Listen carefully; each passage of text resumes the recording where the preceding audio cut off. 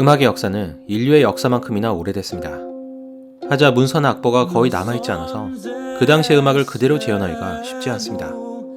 악보와 가사가 온전히 전해지는 가장 오래된 노래는 지금 들리는 세이킬로스의 비문입니다. 고대 그리스어로 된 이 비문은 서기 2세기경에 만들어졌다고 알려졌습니다. 가사는 세이킬로스가 죽은 아내를 추모하는 내용으로 인생의 덧없음을 노래하고 있습니다. 이후 음악은 여러 갈래로 발전하게 됩니다. 하지만 여기서는 클래식 음악으로 발전하게 되는 서양 음악을 다루겠습니다. 서로마 제국이 멸망한 5세기부터 15세기까지를 중세시대라 부릅니다. 교회의 힘이 강했던 이 시대, 유럽을 대표하는 음악으로는 그레고리오 성가가 있습니다. 물론 종교음악 외에 다양한 민속음악이 있었지만 대부분 악보가 없어서 잊혀진 상태입니다.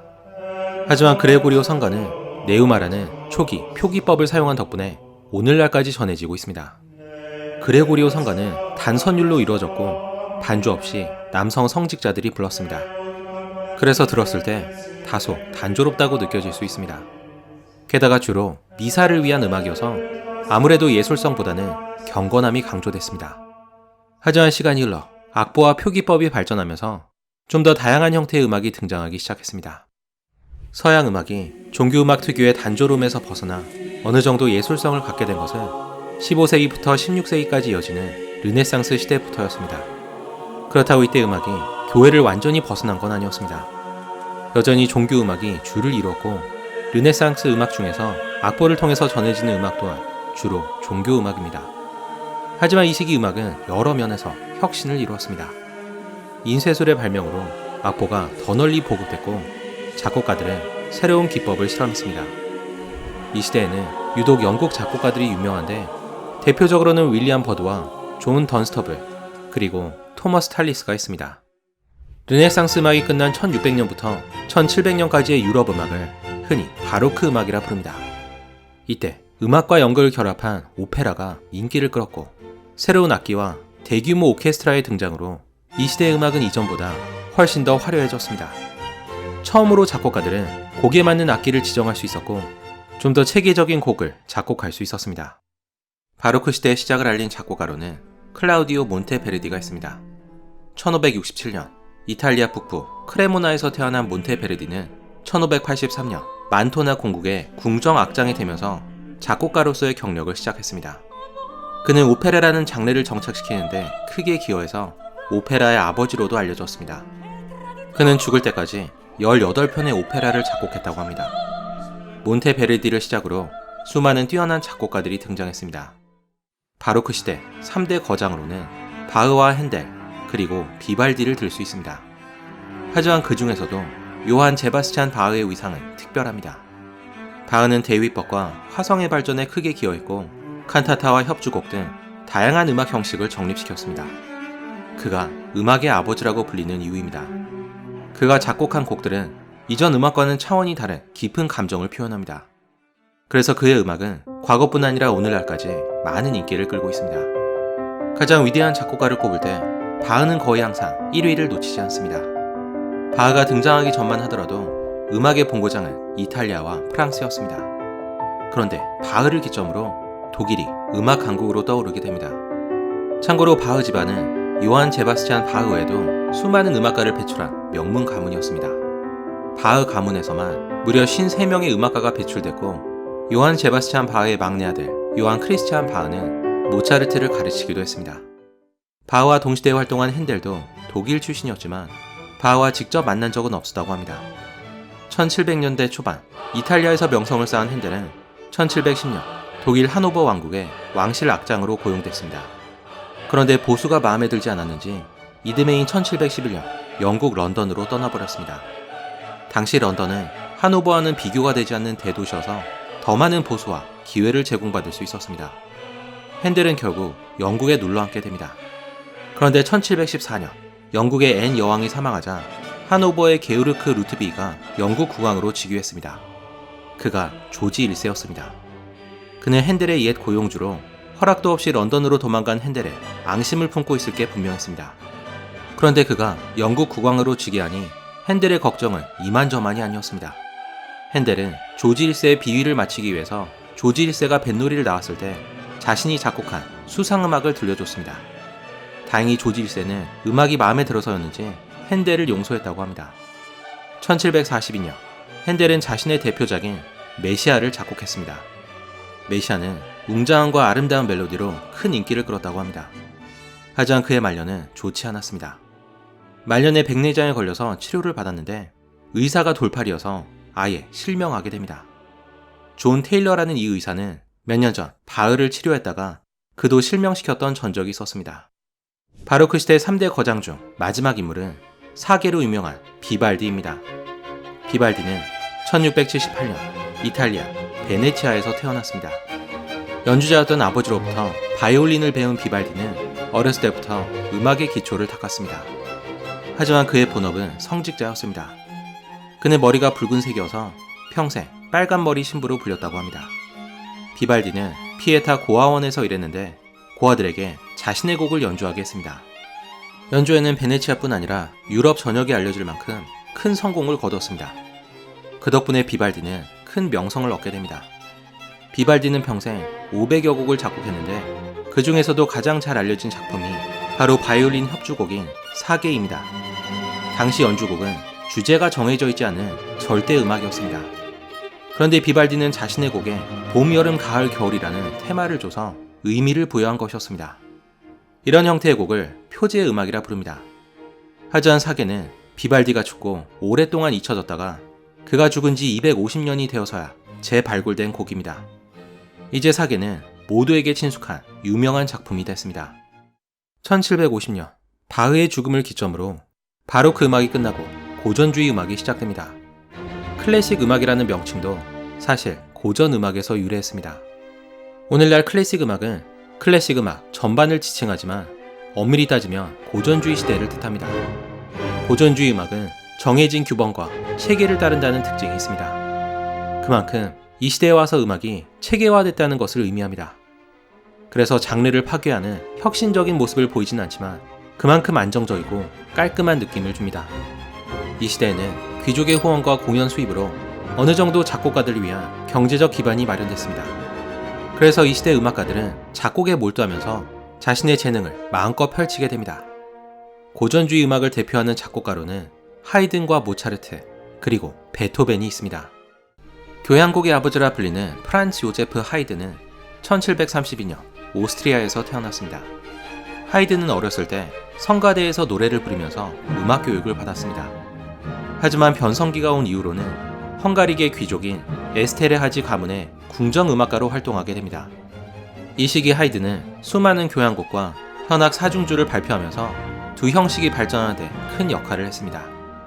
하이든은 생전 100편 이상의 교향곡과 68개의 현악 사중주를 작곡했습니다. 1780년대 하이든은 비엔나에서 모차르트를 처음 만나게 됩니다. 이들은 모차르트가 먼저 죽을 때까지 교류를 나누면서 서로 많은 영향을 끼치게 됩니다. 10년 뒤인 1792년 하이든은 또 다른 천재 작곡가인 베토벤을 제자로 받아들였습니다. 하지만 베토벤은 하이든이 가르치는 방식에 불만을 가져서 이들의 사제 관계는 오래가지 못했습니다. 하이든은 모차르트나 베토벤만큼 드라마틱한 인생을 산 건 아니어서 이들만큼 큰 주목을 받지는 못했습니다. 하지만 하이든은 알게 모르게 음악 발전에 크게 기여한 인물입니다.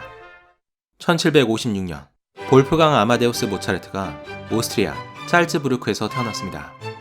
클래식 음악하면 모차르트의 이름이 가장 먼저 떠오를 정도로 모차르트는 엄청난 천재성과 영향력을 발휘한 인물입니다.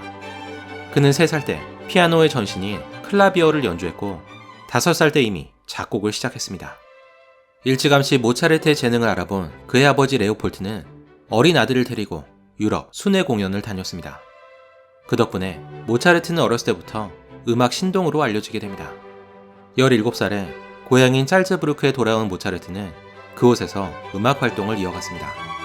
하지만 모차르트의 재능을 감당하기에는 짤츠부르크는 너무 좁았고 설상가상으로 그를 고용하고 있던 대주교와도 갈등을 빚었습니다. 이에 구직 활동에 나선 모차르트는 여러 도시를 돌아다닌 끝에 음악의 도시로 알려진 오스트리아 빈에 정착하게 됩니다. 이곳에서 그는 많은 걸작을 남기면서 큰 인기를 끌었습니다. 그의 대표작으로는 피가로의 결혼, 돈조바니, 그리고 마술피리가 있습니다. 그 덕분에 모차르트는 큰 돈을 벌었지만 그는 말년에 경제적 어려움을 겪었습니다. 모차르트는 성격이 쾌활해서 사람들과 잘 어울렸고 유흥을 즐겨서 씀씀이가 컸습니다. 그래서 그는 늘 빚에 허덕였다고 합니다. 참고로 장난기가 많았던 그의 편지를 보면 유독 똥에 대한 이야기가 많습니다. 모차르트는 실제로 엉덩이를 핥아라라는 곡을 작곡하기도 했습니다. 그런데 조금씩 상황이 좋아지려던 때인 1791년 모차르트가 갑작스러운 죽음을 맞이했습니다. 이때 그의 나이 겨우 35이었습니다. 흔히 그의 죽음에는 그를 질투한 살리에리가 연관됐다는 설이 있습니다. 하지만 뚜렷한 증거가 없어서 이 설은 그저 소문이었을 가능성이 높습니다. 살리에리 본인도 모차르트를 죽도록 싫어한 건 사실이지만 자신이 모차르트를 죽인 적은 없다고 말했습니다. 모차르트는 요절했음에도 불구하고 평생 600여 곡이라는 어마어마한 수의 곡을 작곡했습니다. 그는 끝까지 작업을 미루다가 마감일이 다가오면 빠른 속도로 작곡을 마무리했다고 합니다. 하지만 그럼에도 모차르트의 곡 하나하나에 높은 완성도와 천재성이 엿보입니다. 오늘날 사람들은 모차르트 같은 천재를 낳으려고 그의 음악을 태교에 사용하기도 합니다. 다음 소개할 고전주의 작가는 베토벤입니다. 루트비 판 베토벤은 1770년 독일에서 태어났습니다.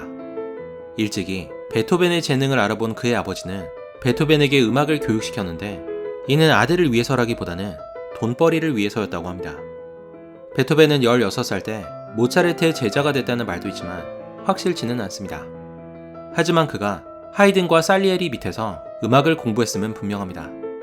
그는 빈에서 피아니스트로 명성을 쌓다가 작곡가로도 활동을 시작했습니다.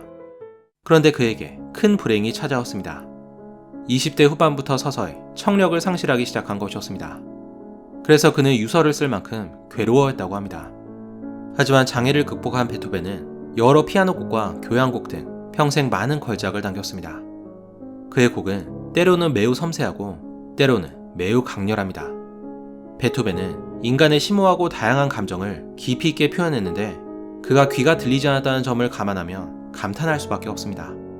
그의 대표곡으로는 월광 소나타와 운명 교향곡 등이 있습니다. 하지만 그의 성격은 까칠하고 괴팍해서 종종 길거리에서 미친 사람처럼 소리를 질렀다고 합니다. 그런데도 베토벤은 많은 존경을 받아서 1827년 그가 죽었을 때는 수많은 사람들이 모여 그의 죽음을 애도했습니다. 베토벤의 장례식에 참석한 이들 중에는 가곡의 왕으로 불리는 프란츠 슈베르트가 있었습니다. 1797년 슈베르트는 음악가인 아버지 밑에서 태어났습니다. 그 덕분에 그는 어렸을 때부터 다양한 음악을 접하게 됩니다. 10대 때 슈베르트는 빈에서 음악을 공부했는데 그의 스승 중에는 살리에리가 있었습니다. 살리에리의 제자 중에는 베토벤과 슈베르트 외에도 프란츠 리스트가 있습니다. 슈베르트는 생전에 큰 주목을 받지 못했는데 그가 유독 조용하고 내성적이었기 때문이었습니다. 하지만 슈베르트는 포기하지 않고 작곡 활동에 몰두해서 31살의 짧은 인생 동안 무려 998개의 곡을 작곡했습니다. 작곡 속도만큼은 모차르트를 능가하는 것이었습니다. 슈베르트는 특히 시와 음악을 합친 형태인 가곡을 주로 작곡해서 998개의 곡 중 무려 600곡이 가곡이었습니다. 슈베르트의 곡 중 가장 잘 알려진 곡으로는 마왕과 보리수 그리고 아베 마리아가 있습니다. 슈베르트는 유독 베토벤을 존경했다고 하는데 그래서인지 베토벤이 사망한 지 겨우 1년 뒤인 1828년 31살의 젊은 나이로 세상을 떠났습니다. 고전주의 음악은 주로 오스트리아의 빈과 독일이 중심이 됐습니다. 오페라의 본가는 원래 이탈리아였지만 오랫동안 그 자리를 뺏긴 상태였습니다. 하지만 1800년대 초반 조아키노 로시니의 등장으로 이탈리아는 오페라 강국으로서의 명성을 되찾게 됩니다.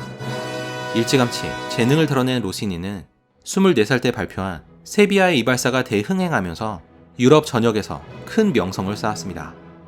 그런데 그는 37살 때 윌리엄 텔을 발표하더니 돌연 은퇴를 선언했습니다. 그때까지 작곡가는 먹고 살기 위해서 끊임없이 곡을 써야 하는 배고픈 직업이었습니다. 하지만 인세 제도가 만들어지면서 작곡가의 수입이 많이 늘어났습니다. 이미 큰 성공을 거둔 로시니가 일찌감치 은퇴할 수 있었던 이유였습니다.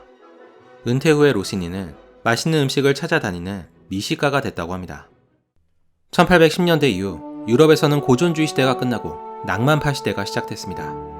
낭만파는 정해진 규범과 틀에서 벗어나 자유로움을 추구한다는 특징이 있습니다. 이 시대의 또 다른 특징으로는 작품의 수보다 작품성이 중시됐다는 겁니다. 금방 잊혀질 곡을 많이 작곡하기보다는 기억에 남을 곡 하나를 작곡하는 것에 더 큰 의미를 부여했기 때문입니다. 이 시대에는 또 큰 소리를 낼 수 있도록 악기가 개량됐고 연주 기술 또한 발전했습니다. 그래서 피아노와 바이올린 독주가 큰 인기를 끌었습니다. 이 시대 바이올린 연주로 가장 유명한 인물은 바로 니콜로 파가니니였습니다. 그는 악마의 바이올리니스트라 불릴 정도로 엄청난 연주 실력을 자랑했습니다. 타의 추종을 불허하는 그의 연주 실력 덕분에 그의 공연은 항상 큰 인기를 끌었습니다. 그런데 문제는 사람들이 그가 악마에게 영혼을 팔았다는 소문을 진심으로 믿었다는 것이었습니다. 그는 실력뿐 아니라 기괴한 외모로도 유명했습니다. 그의 손가락은 비정상적으로 길었고 마치 병에 걸린 것처럼 바싹 말라 있어서 이 소문은 더 그럴듯하게 들렸습니다. 그래서 1840년 파가니니가 사망하자 오랫동안 그의 시체를 매장할 곳을 찾지 못했다고 합니다. 반면 피아노로 두각을 나타낸 인물로는 로베르트 슈만이 있습니다. 1810년에 태어난 슈만은 20살에 가까운 비교적 늦은 나이에 베토벤의 연주에 큰 충격을 받고 음악가로 활동하기 시작했습니다. 그 전까지 그는 법을 공부했습니다. 슈만은 자신의 피아노 교사의 딸과 결혼했는데 그녀는 이미 천재 피아니스트로 유명했던 클라라였습니다. 하지만 슈만 자신은 손가락 부상으로 피아니스트의 꿈을 접고 이후에는 작곡에 전념하기 시작했습니다. 그는 자신의 곡에 문학적 의미를 부여하는 것으로 유명했고 다양한 혁신을 시도했습니다. 그는 또 음악 평론가로 활동하면서 슈베르트의 작품을 널리 알렸습니다. 하지만 그의 끝은 좋지 않았습니다. 어느 날 슈만은 브람스를 제자로 받아들였습니다. 처음에 슈만과 브람스는 좋은 사제 관계를 유지했습니다. 하지만 시간이 지나면서 슈만은 점점 브람스와 아내 클라라 사이를 의심하기 시작했습니다. 아내의 외도 때문인지 그는 말년에 정신병을 앓다가 1856년 정신병원에서 세상을 떠났습니다. 하지만 클라라와 브람스가 정말 불륜 관계였는지는 밝혀지지 않았습니다. 음악가들은 유독 비극적인 삶을 사는 경우가 많았습니다. 하지만 요절한 것 빼고는 최고의 조건을 갖추고 행복한 삶을 산 음악가가 있습니다. 바로 독일의 작곡가 펠릭스 멘델스존입니다. 부유한 은행가의 아들로 태어난 그는 천재적인 음악적 재능으로 어렸을 때부터 신동으로 유명했습니다. 게다가 잘생기기까지 했습니다. 멘델스존은 유대인이었지만 이후에 개신교로 개종한 걸로 알려졌습니다. 독일의 문학가인 괴테는 어린 멘델스존의 연주를 듣고는 그를 모차르트와 비교하면서 이렇게 말했다고 합니다. 멘델스존의 연주가 어른의 세련된 대화라면 그나의 모차르트의 연주는 어린아이가 짓거리는 소리에 불과했다. 멘델스존의 곡 중에서 가장 잘 알려진 곡은 아마 지금 연주되는 추콘 행진곡일 겁니다. 1858년 영국의 빅토리아 공주와 프로이센의 프리드리 왕제의 결혼식에 추콘 행진곡이 연주된 걸 시작으로 이 곡은 결혼식에 널리 연주되게 됩니다. 결혼식에 자주 쓰이는 또 다른 곡으로는 바그너의 결혼 행진곡이 있습니다. 이 둘은 여러 번 만났지만 바그너는 멘델스존을 싫어했다고 합니다. 바그너는 공개적으로 유대인에 대한 징후를 드러냈습니다. 위대한 오페라 작곡가로 유명한 바그너는 멘델스존보다 4년 뒤인 1813년 독일 작센 왕국에서 태어났습니다. 바그너도 슈만과 마찬가지로 베토벤의 음악에 감명을 받아서 작곡가가 되기로 결심했다고 합니다. 바그너는 뛰어난 작곡가였지만 사생활이 엉망이었고 막대한 빚까지 지고 있었습니다. 그래서 그는 채무자에게 쫓기는 삶을 살고 있었습니다. 그런데 이때 바이에른 왕국의 루트비 2세가 바그너의 후원자로 나서면서 그는 빚 문제를 단번에 해결할 수 있었습니다. 예수 레오가였던 루트비 2세가 바그너를 전적으로 후원한 덕분에 바그너는 니벨룽겐의 반지라는 대작을 완성할 수 있었습니다. 그 유명한 노이슈반슈타인 성을 지은 걸로도 유명한 루트비 2세는 바그너를 위해서 오페라 극장을 새로 지어주기도 했습니다. 하지만 바그너에 대한 지나친 후원으로 바이에른 왕국은 재정적 위기에 처하게 됩니다. 결국 얼마 후 쿠데타가 일어나 루트비 2세는 유폐됐습니다. 바그너의 씀씀이가 한 왕의 몰락으로까지 이어진 것이었습니다. 바그너는 독일 민족주의자로 유명해서 히틀러가 가장 좋아했던 작곡가도 바그너였다고 합니다. 나치주의를 신봉한다고 알려진 러시아의 바그너 그룹도 그의 이름을 땄다고 알려졌습니다. 이 시대 피아노 연주로 가장 뛰어난 재능을 보인 인물은 프란츠 리스트였습니다. 음악 신동으로도 유명했던 리스트는 1811년 헝가리에서 태어났습니다. 그는 어렸을 때부터 유럽을 순회하면서 가는 곳마다 큰 환호를 받았습니다. 그가 인기를 끈 이유로는 그의 연주 실력뿐 아니라 큰 키와 잘생긴 외모도 있었습니다. 그 때문에 그는 젊었을 때 수많은 여자와 연문을 뿌렸다고 합니다. 리스트는 작곡가로도 유명해서 지금 들리는 리베스트라움 같은 명곡을 남겼습니다. 리스트와 비견되는 인물로는 쇼팽이 있습니다. 리스트와 동갑이었던 쇼팽은 폴란드 출신으로 어렸을 때부터 피아니스트로 두각을 나타냈습니다. 21살 때 프랑스 파리로 활동 무대를 옮긴 쇼팽은 이곳에서 리스트와 베를리오즈와도 교류했습니다.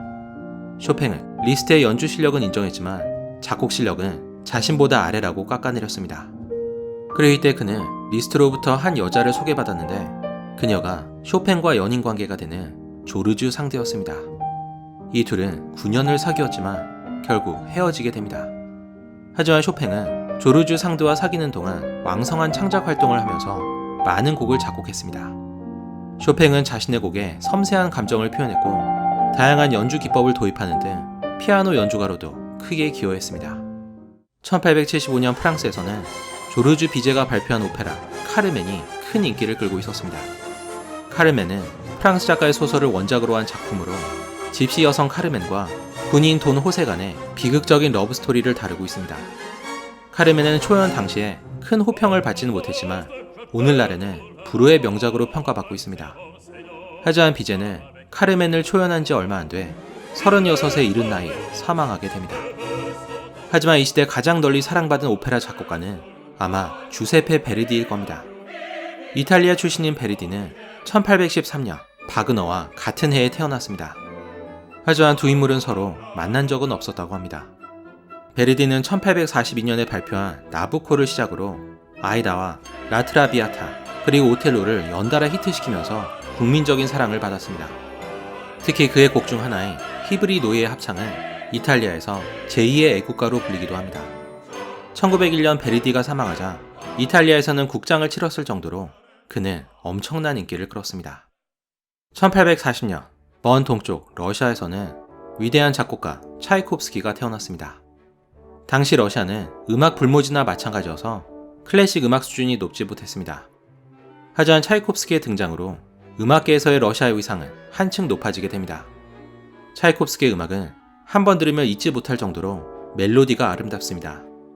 차이콥스키는 그의 발레 작품으로 가장 잘 알려져 있습니다. 차이콥스키 3대 발레라 불리는 백조의 호수, 잠자는 숲속의 미녀, 그리고 호두깎이 인형은 많은 사랑을 받았습니다. 특히 호두깎이 인형은 크리스마스 시즌이면 항상 공연되는 인기 레파토리가 됐습니다.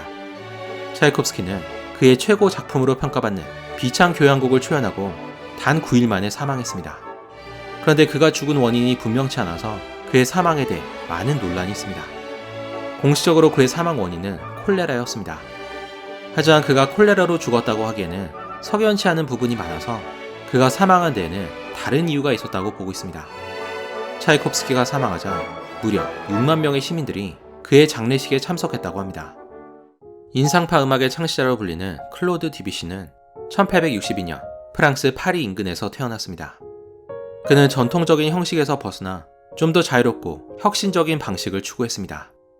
그의 곡들은 섬세하고 아름다운 선율로 유명합니다. 그래서 그의 작품은 몽환적인 인상을 줍니다. 그의 대표곡으로는 부드러운 음색과 자유로운 구조를 자랑하는 목신의 오후 전주곡과 바다, 그리고 야상곡이 있습니다. 디뷔시와 함께 동시대에 활약한 또 다른 프랑스 음악가로는 에릭 사티가 있습니다. 사티의 음악은 오늘날 들어도 전혀 이질감이 없을 정도로 현대적입니다. 그래서 당시에 제대로 된 평가를 받기에는 지나치게 시대를 앞서간 것이 아니냐는 평이 있습니다. 그는 파리의 술집에서 여러 예술가와 어울렸다고 하는데 신비주의에 빠지거나 기행을 일삼는 등 주변 사람들에게는 상당한 기인으로 알려졌습니다. 그의 음악은 공연장에서 듣기보다는 카페나 술집에서 운치 있게 흘러나오는 배경음악에 가깝습니다. 그래서 그의 음악은 손님들에게 방해가 되지 않는 음악이라는 뜻인 가구 음악이라 불렸습니다. 하지만 그는 평생 인정받지 못하고 가난하게 살다가 병으로 세상을 떠났습니다. 이 밖에 19세기를 대표하는 작곡가로는 브람스, 요한 스트라우스 2세, 구스타프 말러, 드보르자크, 그리고 푸치니가 있습니다.